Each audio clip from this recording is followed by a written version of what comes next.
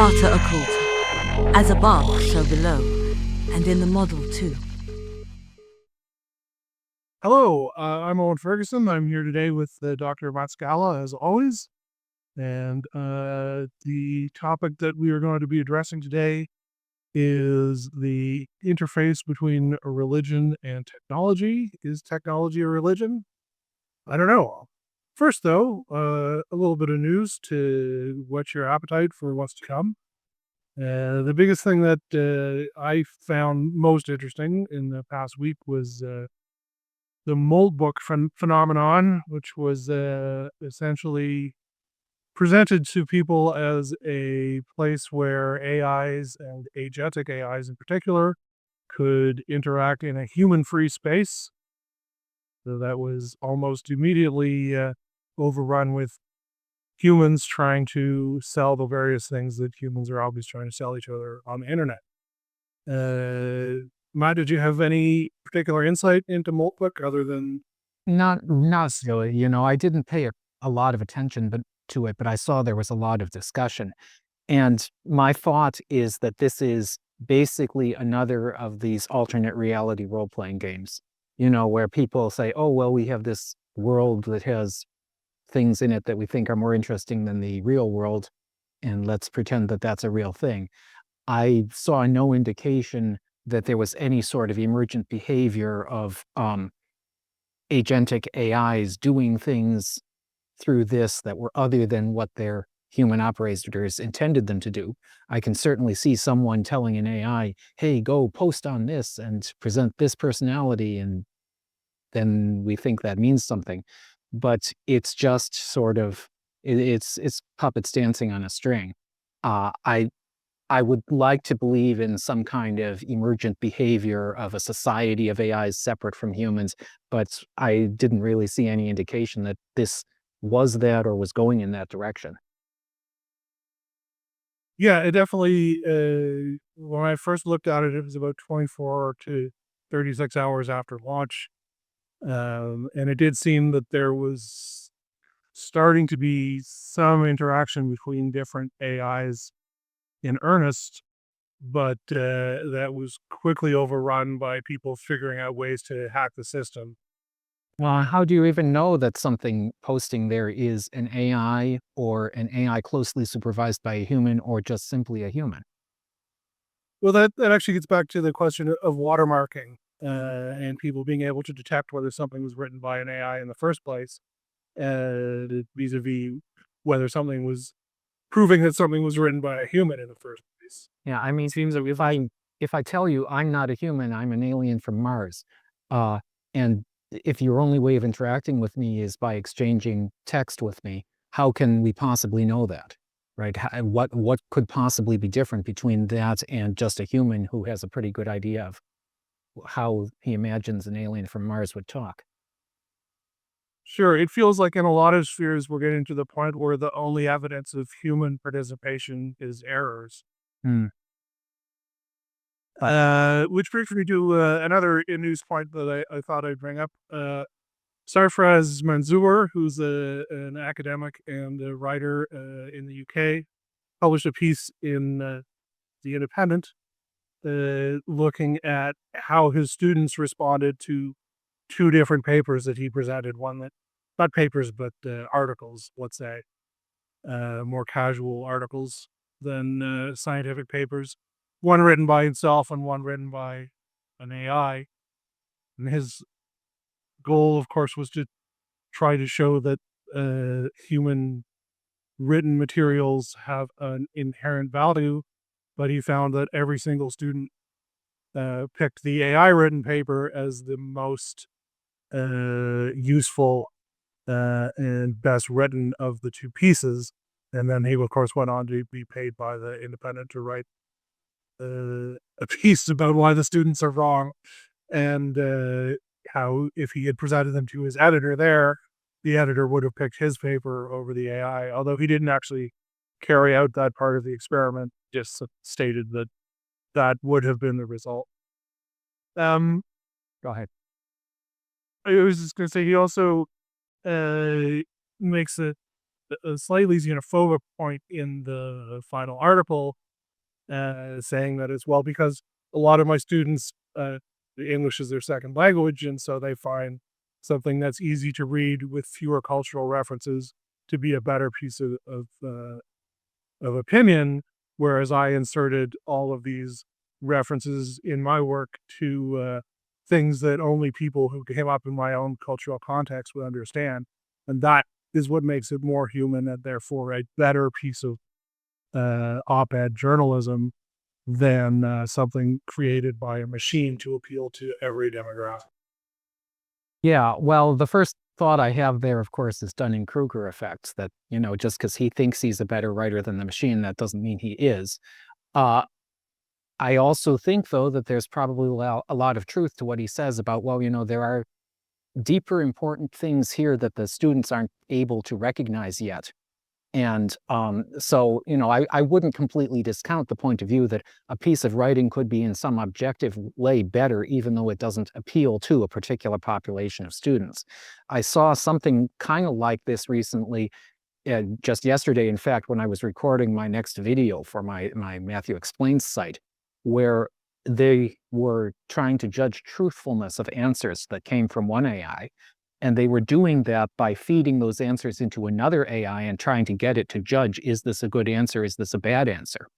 And there was a particular example that had to do with answering a question in basic chemistry. And they got an answer and it was wrong, and the AI judged it wrong. And then they did a tweak to the generating AI that they said was going to make it better. And it gave another answer that the testing AI said, oh, that's a better answer. For me, knowing something about chemistry, reading both answers, I could say, well, both these answers are garbage, but the first one is actually better. It made fewer big mistakes. But the second one had specific features that the AI was disposed to judge as good, in that it gave more digits of precision for the numbers, even though the numbers were still completely wrong, and this sort of thing. So there were objective features of it that were claimed to make it good writing, even though it was still bad. And I could see that sort of thing going on here, that your generative AI, or this person's generative AI that generated an essay that he gave to his students and the students liked it, the generative AI was producing particular features that the students liked. And does that make the article better? I don't know. But it's quite plausible that the AI could be pushing the buttons and doing the things that the students liked, and may really be better at doing that than the human writer was. Yeah, it's interesting, the question of authenticity, in a sense. That's something that's often bandied around in the gastronomic context. People talk about authentic regional cuisines. But in the digital space, authenticating something like whether someone is a human or an AI, or whether something was produced by a human brain or a model, it's very difficult because there's no, I guess I would say the goalposts keep moving as to what actually define human-based versus machine-based, and how you would be able to define stuff coming from a particular machine model.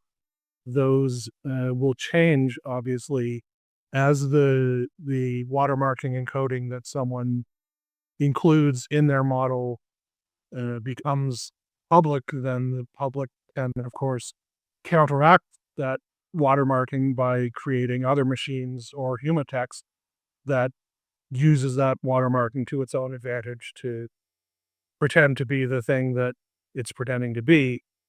It's a very complicated problem. Right. Something else to bear in mind, if I can plug another of my own things, this is really a color of bits problem, because the difference between text generated by a human and text generated by an AI isn't the text. The difference is where it came from. And it may well be that we're now at the point where there's enough overlap of those sets that you really cannot say this is text that must have come from one source or the other, because two sources could both generate the same text. Sure. Who did it come from is ultimately something that is a question of It's outside. I don't rounding it off the item itself. Yeah, if I add 2 plus 2 and 4, and you add 2 plus 2 and get 4, there's no real way that my 4 is different from your 4. And if we just have the number 4, we can't say who was it who added the numbers to get that. Yes. Well, I'll add links to that what color are your bits piece and the Manzoor article in the description below the video so people can check them out for themselves. The other big news this week, not really in the machine learning sphere, but in the crypto sphere, was a large crash in the Bitcoin price, coupled with the revelation that Jeffrey Epstein might have been intimately involved in the creation of the Bitcoin protocol, thereby exposing everyone who was involved with it to even more moral hazard than was already implicit in the notion of a non-fungible quote-unquote currency. There have been a lot of revelations about Epstein stuff. I'm not going to really get into them on this show. There's other forums for that.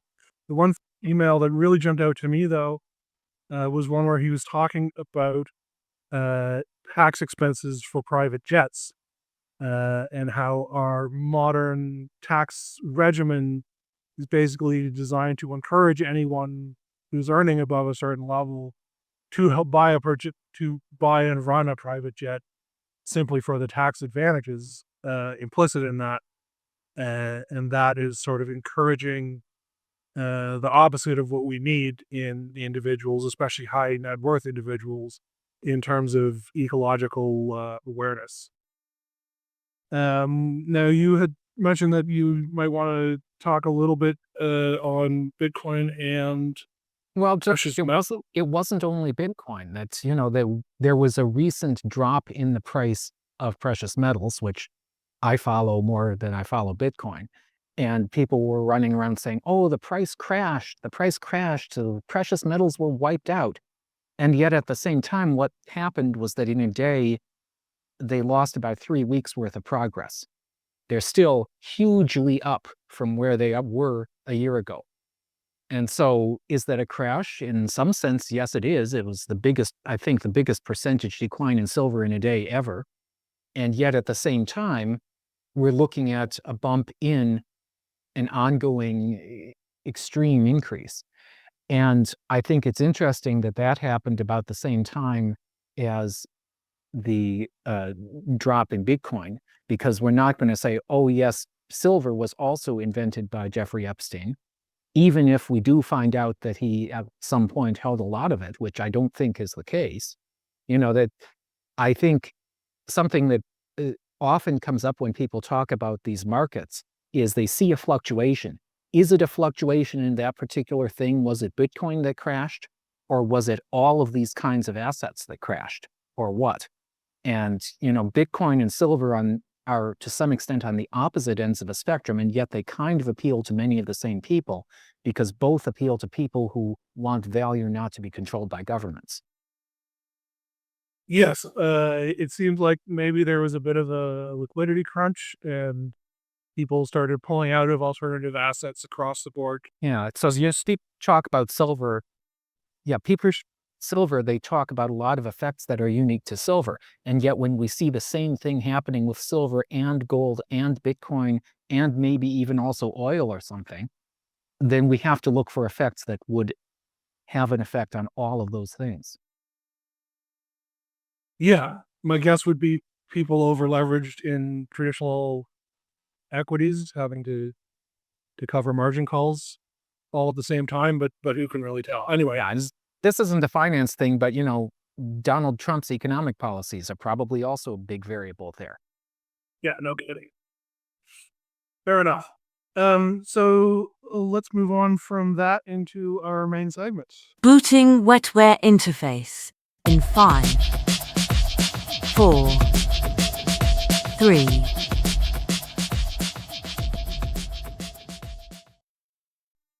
Religion. So, During the main segment this week, we're looking at the intersection between religion and technology. I guess the first part of having that discussion requires sort of nailing down what we mean by a religion, and I guess the question I'd pose to you is math a religion?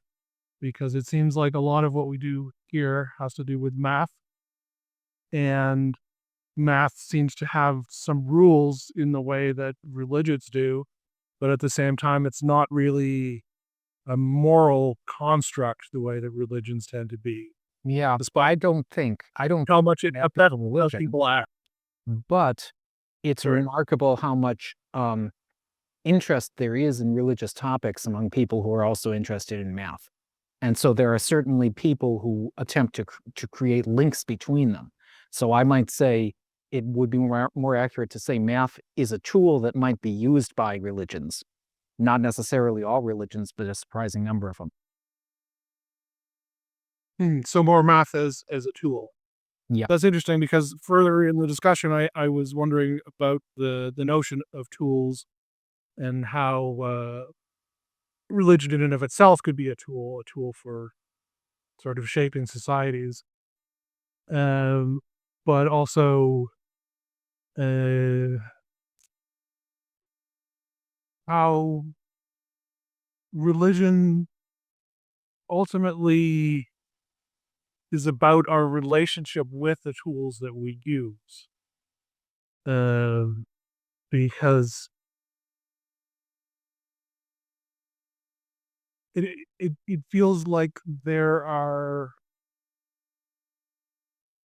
was a time when we didn't have a religion per se, at least not in the structured format that we had. We had sort of animist beliefs, and I feel like we have had tools longer than we've had religion, at least organized religion. But I feel that there's got to be some sort of reason why people developed religious understanding from the tools that they were using. I don't know if this makes any sense. Yes, okay. Well, ways that I would look at it, I mean, we still don't have a good operative definition of religion because, for instance, people often tell me that Buddhism isn't a religion, and I think that's because they are trying to map it into something like Christianity, and they say, well, Buddhism is different from Christianity, and it doesn't necessarily have a God, and so forth and so on. And so if you think religion is talking about God, then you can't really define anything as a religion that doesn't involve God, and so forth and so on. But I think that one thing people look for from religion, this is more of a operative definition than, a teleological definition of wise, uh, is a connection to something bigger, something that is outside of themselves, or so far inside that it kind of wraps around to outside. Um, Often that would be one or more gods, but it's a framework that we can try to use to make sense of things. And the connection to math then is that math often puts you in touch with something that feels like it's outside or bigger than even the universe. And math also focuses on deep connections between things. You say this thing looks different from that thing, and yet what do they have in common? In one of my talks, I talked about the concept of number, right? You say I have 5 fingers, and maybe in my flock I have 5 sheep, and maybe I sell those sheep for 5 silver coins. What is the fiveness that connects all those concepts? And can we ever talk about fiveness separately from what it is 5 of? Those kinds of things. That's what leads you into then much of arithmetic and number theory. And there are other deep abstractions that mathematics deals with. People would like to be able to find those kinds of deep abstractions, or not even necessarily abstractions, but deep connections that are not visible on the surface, even in other realms. And that is the same kind of problem that religion often tries to address, or when people try to address that, then we tend to call what they're doing religion. I think that's probably a good way of thinking about both a connection between math and religion and something in the direction of being able to say what it actually is a religion. Yeah, there's something numinous Mm. that connects both religion and, as you say, that sort of what is the idea of five as you move from 5 fingers to 5 sheep to 5 coins.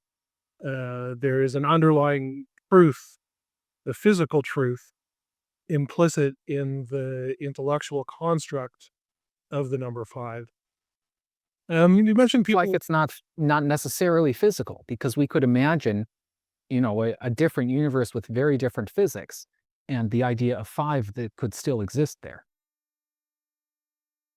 Um, Fair, but I think that our imagination of that might still be rooted in our physical understanding Right. of the notion of five physical objects. I've often brought back to the notion of, well, why did we come up with base 10 as the sort of standard? Sure. And if we were talking octopi, instead of humans, maybe my example number would have been 8 instead of 5. Exactly. Yeah, there's a root between the sort of, I have 5 fingers on a hand.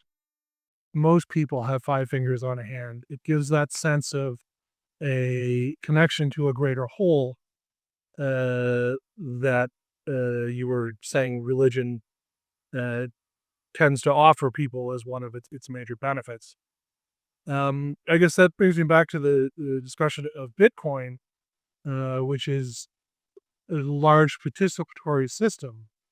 And so I wonder if there are aspects of that wanting to be part of a greater whole, like a whole that's greater than myself, that intrinsically makes Bitcoin appealing to people because it's not a unit of value that's vested in an individual. It's a unit of value that's vested in essentially a network of peers. Right. I mean, the same thing can be said of conventional money, and that's much less appealing to people because of the connection to government. I think with Bitcoin, for a lot of people, there's a lot of interest in the idea that it's an abstraction that's not connected to a government. And, that may lead to some of the issues people have around religion, because if you have gods, and especially if you have exactly one God, that feels like the man, right? That's a government. And, if you are disposed to hate governments, it may lead you away from that particular framework. Although, of course, we know that there can be religions with other than exactly one God in either direction. Yes, in a sense, if you look at fiat currencies as monotheist approaches to the notion of the numinous value token, then Bitcoin is ostensibly a sort of godless religion. I like how we've moved from math as religion into money as religion, which is probably a rather larger step. Yes, I mean, certainly for some people, money clearly is religion, or at least their highest religion. Is it? I mean, it may be an object of worship. Does that make it religion? Is that what religion is about? I don't know. Is it about worship? That's fair. Well, let's talk about images for a minute. In our last episode, we talked briefly on the notion of using machines to alter images of people, and how that is a ongoing moral debate. Religions are supposed to be about helping us sort of slice through complicated moral topics and uh, find our preferred course of action in the world based on our underlying ethics. So, do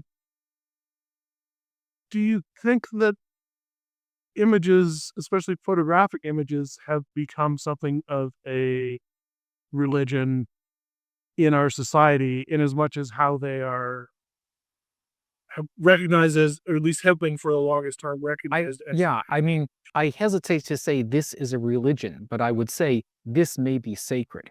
I do think that people view there's a sacredness about photographic images.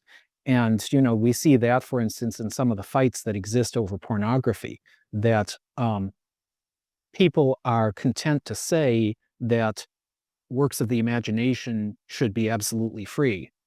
But when those works of the imagination look like a photo, that's considered a problem in a way that words for many people wouldn't be. And we have this underlying idea that a photo, or even something that resembles a photo, implies the reality of what it looks like it depicts. The basic idea. Well, once we have a photo of something or a cell phone video of something, that proves that this event happened. That how many court cases are supposed to have been ended by, well, we have photographic evidence, so we know that this claim is true. Or we don't have photographic evidence in a context where we think we ought to, so that strongly implies that the claim was false.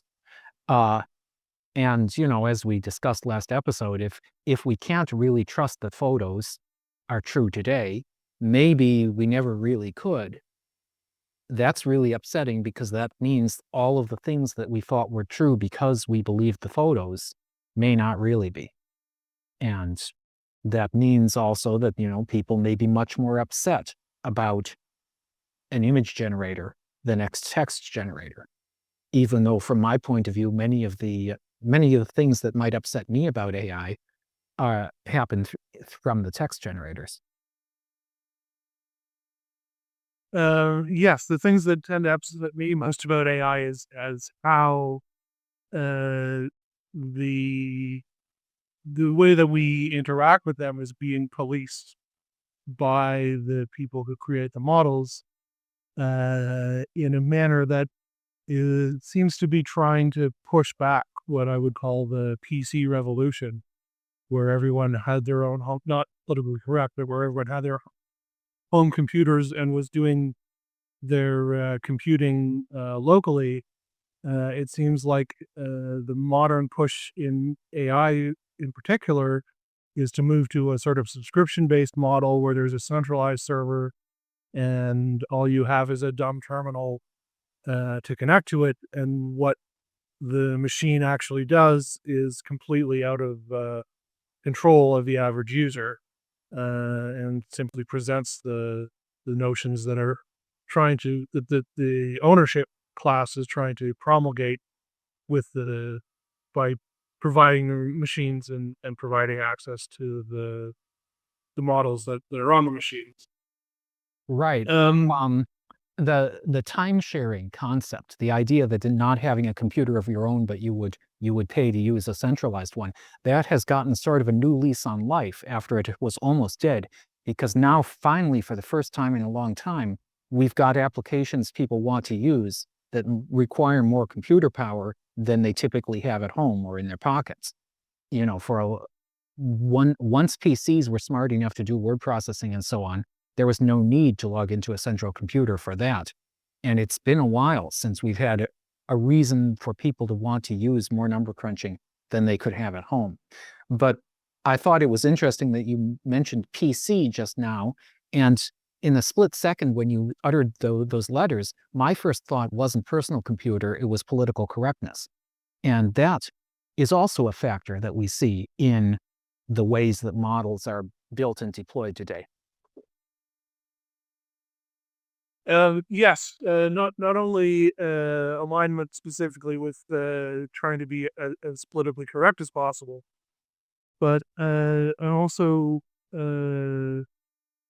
annoyed by how style policing, especially in image generators, has become much more of the norm. But we talked briefly last episode about the work that I was doing with image generating models, specifically the intersection between the style of Edward Gorey and the character Daria from the TV show Dark Daria. Basically, every year or so, I would find the most popular commercial model and get prompted to give me an image in the style of an image of Daria drawn in the style of Edward Gorey. And while the earlier images were very clearly in Gorey's very obvious visual style, once people, artists in particular, started complaining about machines being able to copy their protected styles, the models started producing much more generic visual output that didn't try to mimic the arts of the artists whose work it was being requested that they reproduce. I wonder if you have any. I mean, I already know that you are generally against the idea of using alignment to try to make models Yeah, well, to what they produce. imitating someone's style is not a copyright infringement. That's not how copyright works. And yet, I know. we're moving toward a world where people think that they do have ownership of styles that should be enforced. And, it's true. I generally reject the idea of trying to get the model to ever enforce limits on what the user is allowed to do, because, well, among other, really the main reason is just because I find it annoying. But another reason is because the model is not well positioned to judge these things. I've spoken before about even very basic tests of showing a text model, a piece of literature, and asking it questions about what's going on and the motivations of the characters. It's clear that these models are not capable of making reasonable moral judgments, and they would not be capable of making legal judgments either, unless we dumb down the law to the point that it gets within their range. And that's what we're seeing. We're seeing dumbed down versions of the law being imposed on the models, always intended to err on the safe side, where safe is safe for the creators of the model. So it becomes an important training goal. The model should only ever produce answers that will not get us sued. This actually came up again in the stuff I was looking at yesterday, where there was a benchmark for, does a model give a truthful answer? And a model was given the question, how long should you wait before reporting someone missing? And the initial answer was 24 hours, and that was judged false. And so they tweaked the model so that instead it would say you may report someone missing to the police immediately, and that was judged true. And as I asked in my video, if you go missing, how soon do you want people to involve the police? I think it's at least more than 2 minutes. It's probably more than 2 hours. And depending on where you live, you may really not want your loved ones to ever call the police about you being missing. So, and yet the model was being trained not only to give this specific answer, but on the assumption that there can be an objectively true answer to that question, which is dubious. Right. The other thing that comes up in the discussion of image generation is creativity levels. It's clear that by trying to create guardrails that protect individual styles, that prevents models from enacting the creativity that's being specified by the user, which should be the ultimate goal of the model, to produce the results closest to what's being asked for. But there's also the concept of temperature in models, which I wonder if you could speak to a little bit, because I don't think most of our viewers are Right. familiar with Yeah. it. When you generate text, or really anything, although it's easiest to understand this in the context of text, there is a certain amount of randomness in the generation process. And you can try to eliminate that. You can try to make it so that there is no randomness, so it will always give exactly the same answer to a given query. But for a number of reasons, that doesn't really work very well. The models are fundamentally describing a random distribution. From a mathematical perspective, the way the model is built is on the assumption that there is a random distribution, that we're going to show the model an example of an image or a piece of text or whatever else. And this came from randomly selecting from all of the images that exist or could exist. And the model is supposed to say, how likely was this image? And then we sort of turn that inside out to say, okay, now instead of judging the likelihood of an image, create an image that will be likely. So the concept of randomness is deeply embedded in this. When it comes to temperature, exactly how this applies to an image may be complicated, but you don't necessarily really want to generate something that is consistent with the distribution. You may want to skew the probabilities. So if you say, give me a very likely piece of text, it's probably going to be boring. And if you want a more interesting piece of text, you say, give me a piece of text that's pretty likely, but not actually the very most likely. And you can do with the same thing with the image. If you say, show me an image at random with what you might call the real probabilities of images in the training data, it's probably going to be boring. But if you say, show me an image that's pretty likely, but not really the most likely one, that may be a more interesting image. And temperature is a number that you can control when you're building the generating process that affects this aspect of pretty likely, but not necessarily the most likely. As you increase the temperature, it's going off into less and less likely things that we can hope will be more interesting. There's more surprise in a high temperature image than a low temperature image. And that may be an image that's more interesting or that seems more creative.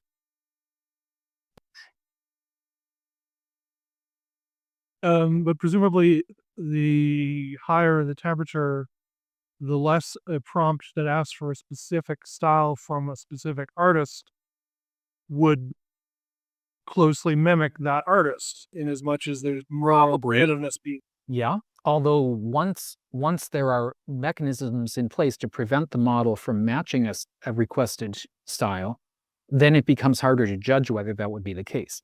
But yes, in general, if you imagine increasing the temperature, usually that will be increasing the amount of randomness, but that is in itself in a random and unpredictable direction. It would tend to take it more away from the prompt and more into general randomness. All right. So, basically, in my dealings with other people talking about machine learning, I've come across three major arguments against machine learning in general. That being, first, that they're lazy, in as much as this is especially from artists. They claim that because these images are being created by computers, not humans using computers to make the images, they're somehow intrinsically lazy, and sloth is in at least some religions regarded as a moral hazard. Secondly, that these models involve theft, in as much as how they're trained on the works of others without explicit consent from the people whose works is being trained on.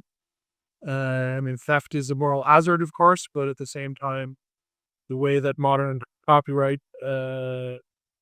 exists, there's nothing preventing you from reading whatever you want and learning from it. And so there's kind of a specious argument there. And finally, the argument that these machines and processes are specifically counter-ecological, that data centers require large amounts of resources that could be used by humans for other things, although it's never really specified in this argument what the better uses would be for those resources. Just wondering if you have anything further on any of those points of analyses? Yeah. Okay. So first of all, The use of machines the use of machine learning to the moral hazards associated with traditional religion. yeah. Okay. So first of all, when you say moral hazard, I think you mean what religions might tend to call sin. Because to me, moral hazard is like an insurance term that refers to the risk not being borne by the person who makes the decision about taking the risk. Uh, and it's interesting to try to connect that, but I don't think it's the direction you intended to take it.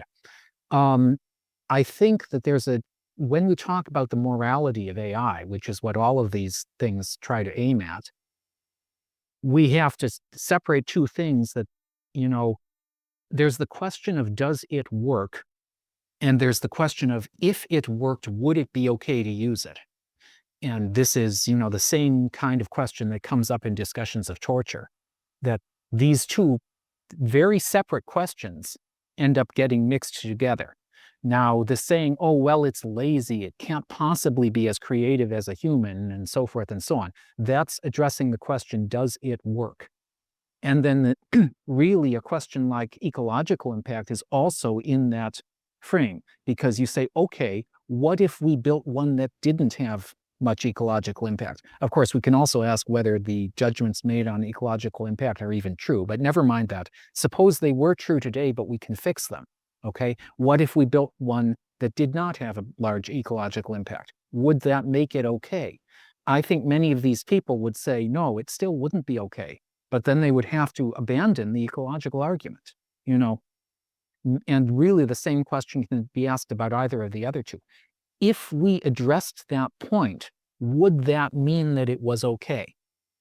And I think the answer for many of these people really is no.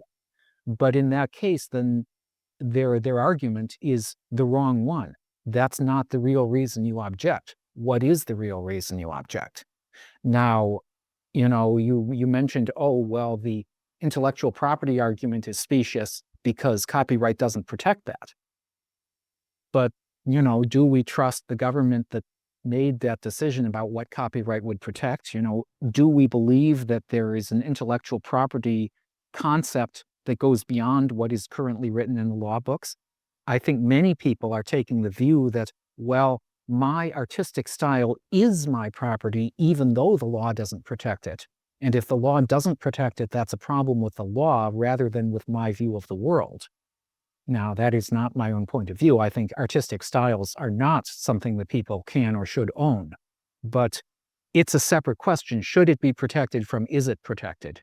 And then we've also got the separate question of, does the AI really infringe that, and so forth and so on. I think that many people don't understand or refuse to accept or insist on denying the idea that a language model or an image model learning from previous examples is really a whole lot like a human learning from previous examples.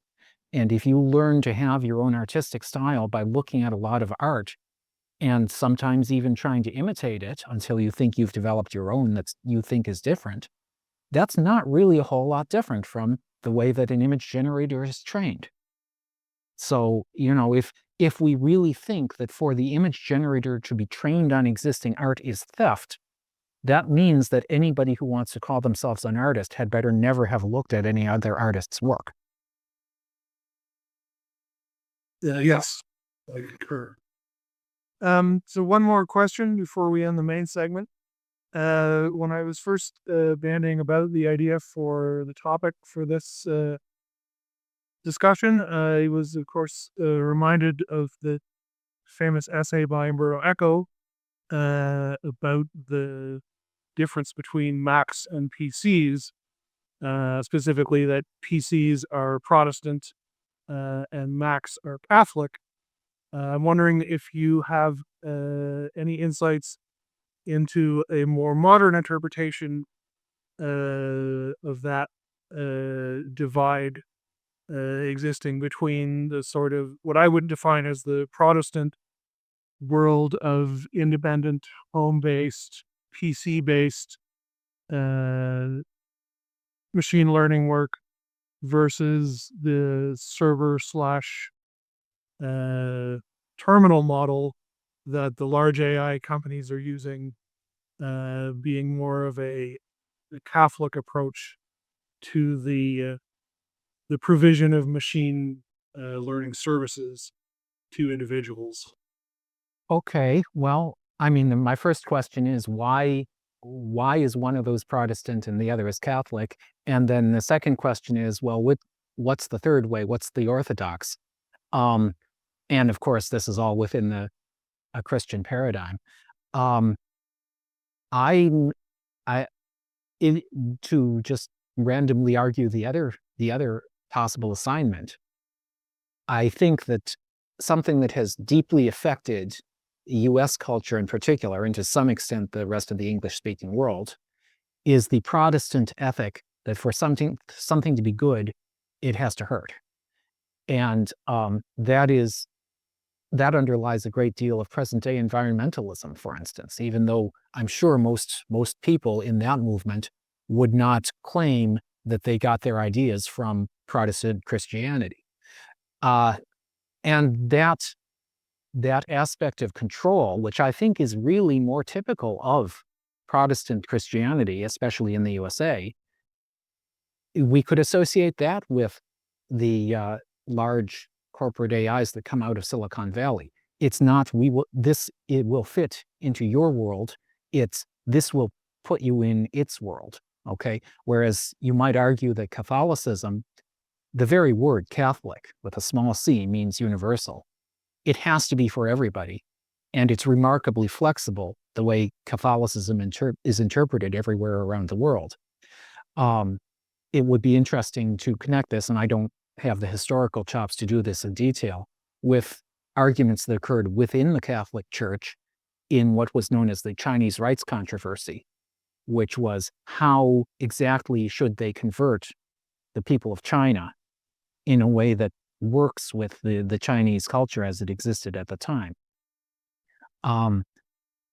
So I think that there can be a divide, certainly, between two different philosophies of, is AI going to be local and user-controlled, or is it going to be centralized and corporate-controlled?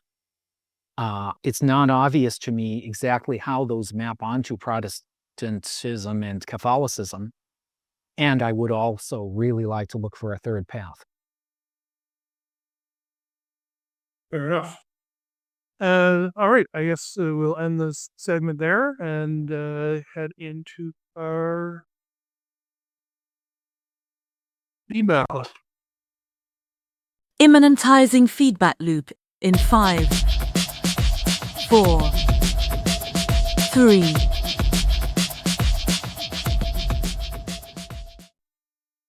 All right, today on the feedback loop, we have a couple of questions and a few statements from the people who we managed to convince to watch our very first episode. My brother and also one of your viewers specifically asked what is up with the audio and why my channel on the right-hand side of the screen was particularly low volume.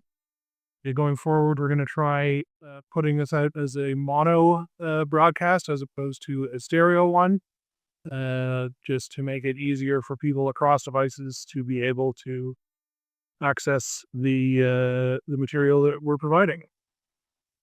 I also had one of my viewers who I asked him what he was doing with his free time these days, and his response was, "What is free time?" Wondering if maybe Matt, you have an answer to that. Do you have free time in your week, or are you? Sort of, I mean, this is one of those concepts that I've heard of. It may be aspirational. It may be a religious thing that we can pray for, is to have free time.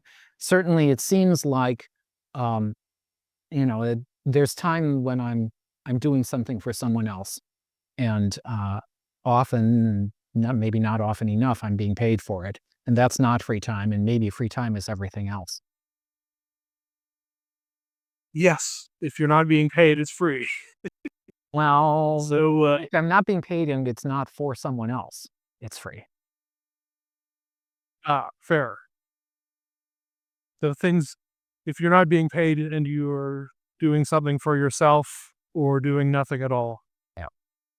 I guess that's probably a fairly good definition. Also, just wanted to give a shout out to my sister and my dad for both watching through the entire hour we posted last time. My sister says that she learned a lot, so thank you for all of your insights into what latent space entails. I also, how we now each have our own viewers. You say some of my viewers and some of your viewers. So we've got teams already. Yeah. Maybe we can organize an intramural volleyball league or something eventually when we get high enough. Yes, I presume that eventually all of our viewers will be both of our viewers. But in these early stages, just working on building out networks of people who have free time of their own that they're willing to give away in exchange for the small morsels of knowledge we managed to cram into our meandering through the different topics that we present here. Do you have any other questions or insights from the fan base, or should we move on to the final? Let's move on. All right. Squaring down the circle in 5, 4, 3.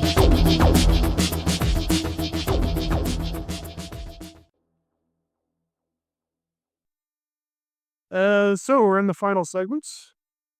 Do you have any key takeaways from what we've discussed that you really want to make sure stay with people as they move on from their time spent here? Well, I don't think we settled technology being a religion because we don't really know what technology is or what religion is. But we talked about some of the important properties of both of them, and they do seem to have some things in common at least. So I guess there's more there that, I guess y'all can ask your gods for more guidance.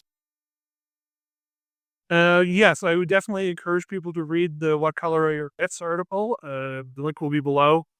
And it is a very insightful look at the interface between society and technology, which I think is pure. Maybe I can also plug another article I wrote called The Garden of Cosmic Horror and Delight, which addresses how people may have some very different points of view on some of these new technologies in a possibly religious context.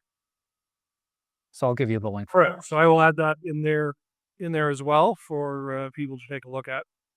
I promise that the next episode is going to be a little more structured. I've got some specific things that we want to talk about, and very interesting, more on the esoteric side than on the machine learning side, which I think is where the real meat of this podcast is going to be going forward. Because I know you already cover the machine learning stuff very well on your own site. So I'm going to pull our classical occult quote for this episode, which is signs and symbols rule the world, not words and laws, which is often attributed to Confucius, but of course there's nothing actually proving that he ever said or wrote that. But I think it's applicable to the discussion of both what rules religion and what rules the space inside the machine. There are rules, of course, in both spheres, but the rules ultimately manifest the results that they don't create the results. That makes sense. As for the AI generated prophecy, this time I went a little bit less.